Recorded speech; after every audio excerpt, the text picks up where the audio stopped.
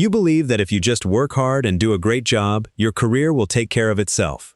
That is the single most dangerous assumption you can make at work. In reality, your promotion, your raise, and even your job security are being decided in conversations you're not a part of, based on a game you might not even know you're playing. You see it all the time. The person who gets the promotion isn't the most competent. They're the one who has the manager's ear. The project that gets all the funding isn't the most innovative. It's the one championed by a smooth-talking executive. You're putting in the extra hours, delivering incredible results, but you feel like you're running in place. Meanwhile, others who produce half as much are climbing the ladder, and you can't figure out why.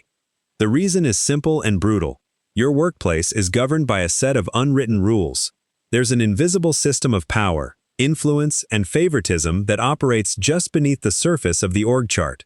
And this system has the power to override merit, talent, and hard work. For years, I've coached executives and high performers in some of the biggest companies in the world, and I've seen brilliant careers derailed not by a lack of skill, but by a failure to understand this game. They hope you never discover how it truly works. They want you to keep your head down, do the work, and stay quiet. Because when you're just a cog in the machine, you're predictable and easy to manage. But that strategy isn't neutral. It's not even safe. It's one of the most expensive decisions you can make in your career. This isn't about being manipulative or fake. It's about understanding the 5 unwritten rules that determine who wins and who gets left behind. And today, we're exposing all 5. Like this video and subscribe now to this channel to keep listening to more videos like this. Fact 1. The invisible game controls careers, not merit. The first and most important fact is that your career isn't being managed in formal performance reviews. It's being decided in what I call the invisible game. Think about it. Your company has a formal structure, an org chart, official meetings, and a supposedly fair process for promotions. But running in parallel is a second, more powerful organization, the informal one. This is the network of alliances, personal relationships, and back-channel conversations where real power lies. While the formal organization talks about what should happen, the informal one decides what actually happens. Promotions aren't truly earned in the 6 months leading up to a review. They're often solidified in shadow meetings, the casual coffee chat between 2 directors, the hallway conversation after a tense meeting, the after-work drinks where perceptions are shaped. In these moments, your name is either being put forward as a problem solver or you're not being mentioned at all. And in office politics, invisibility is a death sentence. You might have the best data and a flawless track record. But if your boss's influential peer thinks you're not a team player based on a single comment they heard third hand, your promotion is dead on arrival. Why? Because in many environments, informal influence trumps formal authority. The perception held by key people matters more than the objective facts on your performance review. This creates a massive disconnect. Leaders often believe they are running a meritocracy because they see the final decision, not the months of lobbying and reputation building that led to it. The cost is staggering. It's not just about fairness. Some research suggests managers can spend as much as 25% of their time, nearly an entire day each week, navigating internal politics and resolving conflicts. Imagine the progress that's lost because your manager's time is being consumed by political maneuvering instead of productive work. The first step to winning is to accept that this game exists. Your results are your ticket to entry, but they aren't the whole game. The game is played through influence, perception, and relationships. Until you start paying attention to the invisible conversations happening around you, you'll be a pawn, not a player. Fact 2. Unethical tactics are treated as standard practice. Now, let's talk about the dark side.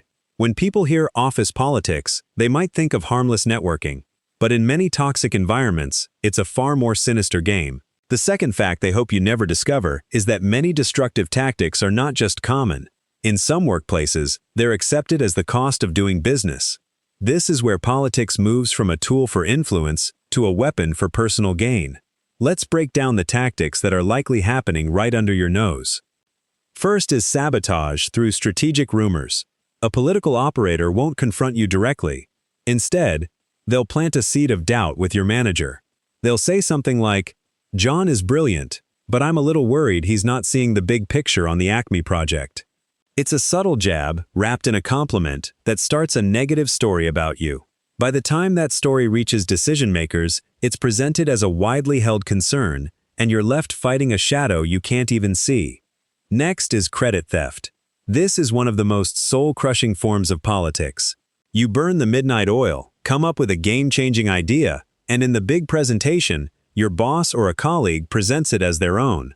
Or, more subtly, they'll make a tiny change to your idea and rebrand it as their build on your foundational work. They get the credit for the vision, you get relegated to a footnote. This isn't an accident. It's a strategy to position them as the innovator and you as the worker bee. Then there's favoritism, the engine of many political systems. Rewards and opportunities are given out based on relationships, not just performance. The person who gets the high-profile project is the one who goes golfing with the director. The one who gets a pass for a missed deadline is the one with a friendly rapport with the manager. This creates a two-tiered system, one set of rules for the in-group and another for everyone else. Finally, there's information hoarding. In a healthy organization, information flows freely. In a political one, information is power. A political player might deliberately forget to invite you to a key meeting or withhold data that supports your initiative, crippling the company's ability to make sound decisions. These behaviors aren't random. In toxic cultures, they are a coherent strategy for getting ahead. If you've ever witnessed any of this and felt powerless, you are not alone. Fact 3. The system is unfair and often perfectly legal. Here's one of the most chilling facts about office politics. When the game turns against you, you often have very little recourse. That's because many forms of political discrimination at work are not actually illegal. You might think your right to free speech protects you, but the U.S. Constitution primarily protects you from the government infringing on your rights, not your private employer. This is rooted in a legal doctrine called at-will employment, which is the default for most private sector workers in 49 out of 50 U.S. states. It means that unless you have a specific contract or are in a union, your employer can fire you for any reason, or no reason at all, as long as it's not an illegal reason. What's an illegal reason? Firing someone based on their race, gender, religion, national origin, age, or disability. Those are federally protected classes. But under federal law, your political affiliation is generally not one of them. This means in many places, your boss could legally fire you because they don't like who you voted for or saw you at a protest they find objectionable. The situation is complex, as some states and cities have passed laws that offer more protection for an employee's off-duty political activities. So whether you have any legal standing can depend entirely on your zip code. But for millions of workers, you're largely on your own. Imagine this hypothetical. An employee attends a protest over the weekend and posts about it on social media. A coworker sees it, complains to a manager, and the manager, worried about making waves, fires the employee. The company could claim the termination was due to restructuring or the employee being not a good cultural fit. Proving the real discriminatory reason can be incredibly difficult, and the at-will doctrine gives employers wide latitude. This legal gray area is a breeding ground for political maneuvering. Recent surveys show that about 1 in 5 U.S. workers have felt mistreated by coworkers due to their political views, and over a quarter report that political discussions at work are a distraction. The system isn't just unfair, it's often designed to protect an organization's power, sometimes at your expense. Fact 4. Power imbalances make good people invisible. The fourth fact is a structural one. The very hierarchy of most companies creates a dynamic where good, hardworking people are rendered invisible, while executives remain shielded from what's really going on. Think of the typical corporate structure. Power and resources are concentrated at the top. At the bottom are the frontline employees doing the work. And caught in between is the frozen middle.